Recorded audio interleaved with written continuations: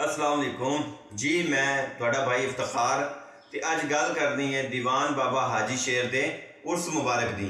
ते माशाअल्लाह हर शख्स नूं पता है कि बाबा हाजी शेर दा मेला, बाबे हाजी शेर दा उर्स मुबारक हर साल बड़ी अकीदत दे नाल मनाया जाता है। तो इस दफ़ा भी 9, 10 ते 11 जुलाई नूं जिहड़ा मेले का आगाज़ होएगा।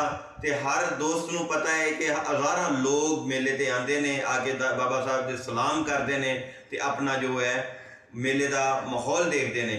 अच्छा, तो यार मेरी अपील है अहले इलाका वास्ते कि जेड़े मेहमान पूरे पाकिस्तान दे विचों ज़ायरीन जेड़े ने मेला देखने वास्ते आते हैं, उन्हां दी खिदमत करना साडा अखलाकी फर्ज है, ताकि वो अपने इलाके में जाके गल करन कि माशाअल्लाह असी दीवान बाबा हाजी शेर की नगरी च गए हाँ तो सानू उत्थे बड़ा अच्छा इंतजाम मिलिया।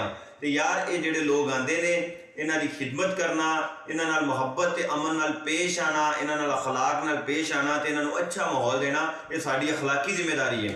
तो साडे माशाअल्लाह अदारे, साडी माशाअल्लाह ज़िला व्याड़ी की इंतजामिया हर साल बड़े अच्छे अकीदत तरीके नाल, बड़े अच्छे तरीके नाल इस मेले नूं जो है इख्तिताम पजीर कर दी है, तो बड़े अच्छे तरीके नाल इस मेले नूं अमन नाल गुजारिया जाता है। तो इस दफ़ा भी माशाअल्लाह उम्मीद है कि साडी इंतजामिया पूरे प्रोटोकॉल के नाल इस मेले नूं गुजारेगी।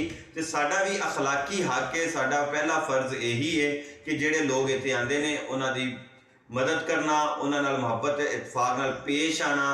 तो जेड़े लोग इतों जान वो जाके यही गल करन कि सानू बाबा हाजी शेर दे विच बड़ा अच्छा माहौल मिले। अच्छा, तो इस तो अगली गल करना चाहना मैं ये कि साड़ी जिहड़ी इंतजामिया है, जिहड़ी साड़ी सिक्योरिटी अदारे ने, इन्हां नाल तामुन करना साडा सब तो वड्डा अखलाकी फर्ज है कि इन्हां दे नाल मिल के असी जिहड़ा इस मेले नूं बड़े अच्छे तरीके नाल इख्तिताम पजीर करिए। तो दूसरी गल रही ये कि साडा सब तो वड्डा जिहड़ा फर्ज है कि जिहड़े इत्थे लोग आते हैं उन्होंने गाड़ियां खड़ियां करनी होंदियां ने, उन्होंने मोटरसाइकिल खड़े करने होंदे ने, उन्होंने अच्छा माहौल दो यार, ताकि वो पुरअमन तरीके नाल अपना मेला गुजारन ते अपनी बाहिफाजत बगैर किसी चोरी डकैती तो अपने घर वापस जान। तो मेरी तमाम अहले इलाका वास्ते गुजारिश है कि आने वाले मेहमानों नाल पूरे तामुन नाल पेश आए।